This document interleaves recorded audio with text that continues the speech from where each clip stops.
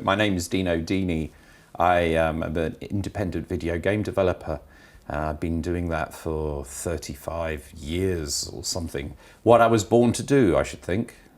And I'm back again, doing it. Older, but hopefully a bit wiser. From an early age, I was into technology. So my father was an engineer. And then for some reason, my parents were both Italian, moved to England. That's where I was born. I was playing around with electronics at the age of 5. So the thing is that what I like to do is I like to make things that were alive, if you know what I mean. I remember being in an amusement arcade, and we can date it because one of the games was Blockade, which is actually Snake, right? There was also Space Invaders.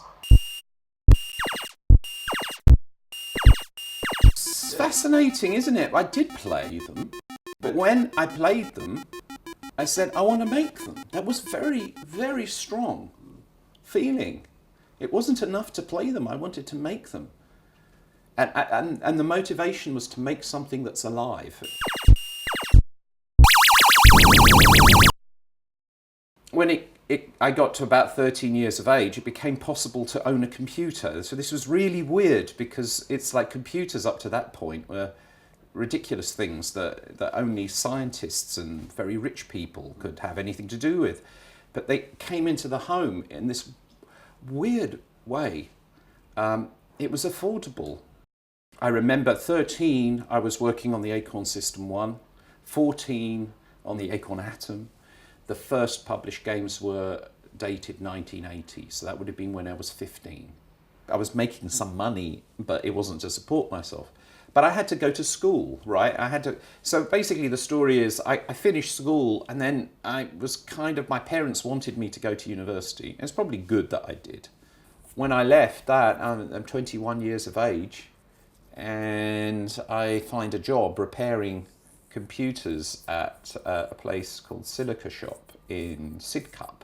You know, eventually I wanted to get back to making video games. And so one of the clients of this place that we were repairing computers for was called Anco.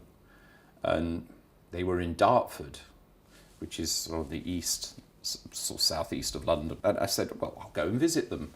And so I met Anil Gupta of Anco. I said, look, I want to get back into doing games. I'm really good. So he gave me a conversion to do. So basically I quit my job and became full-time. So the answer to the question then, when did I become full-time? No, it was 1988 on the 1st of January. And that's the day I started work on Kickoff. It's not the first game I did, but it's the first game you could say as a professional supporting myself with my work. It was crazy what happened with it. Couldn't have expected it to have the success that it had.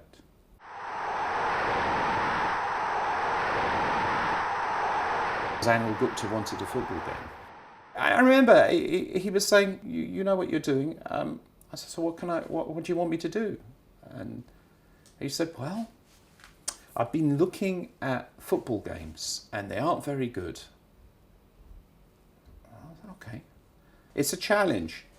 And so I went with that challenge and I put this to the side and I'd always watched international football. I understood what football was. I'm, Italian, that's in the blood maybe as well. And so that's why it's an arcade football game. It's like asteroids with a ball.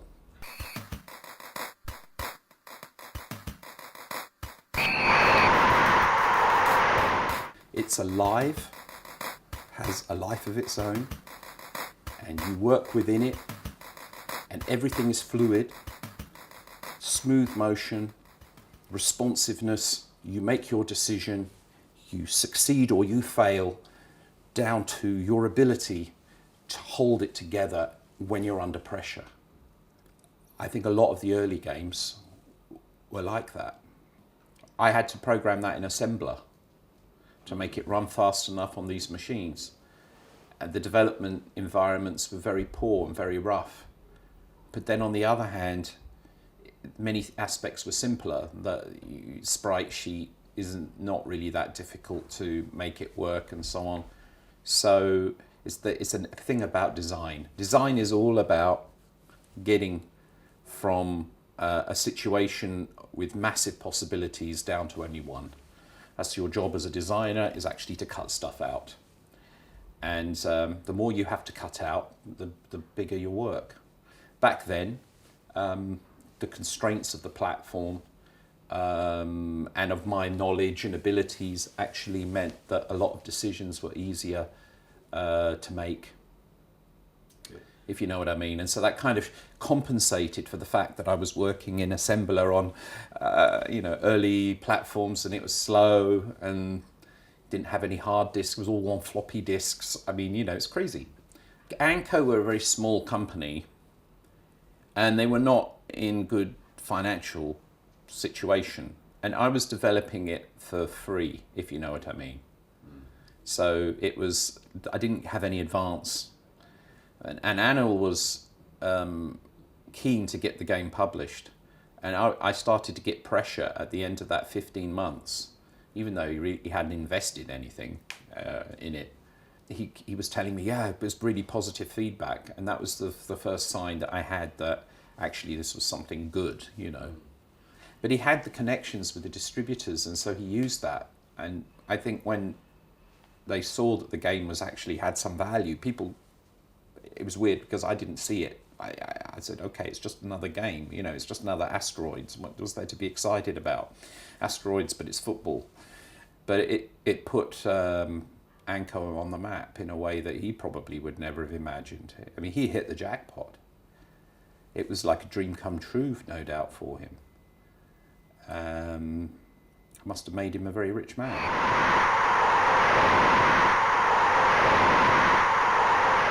I don't have any real figures, but we can summarize it all by saying that for a period of 2 years, Kickoff and Kickoff 2 were in the top 10 on ST and Amiga every week in many territories and so on. And so somebody could make an estimate of what it took to be in the top 10 for 2 years.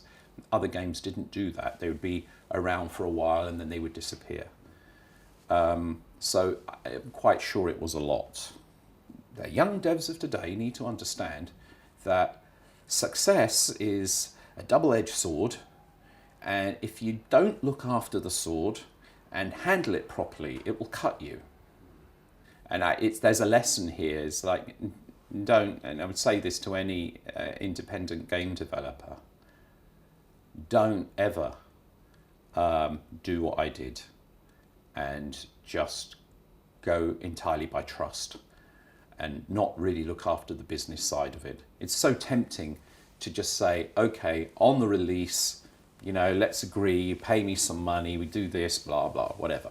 And then not check up on the sales figures and not make sure that the IP is respected, that the publisher isn't going to go and release the game, get the game made on other platforms without your involvement and all of this. Of course, I didn't care because I didn't know it was going to be big. That's my point. It's like you might make a monster. And that's what I did. I made a monster. If I'd intended to make a monster and succeeded, I might have taken some precautions, or if I thought it was going to happen.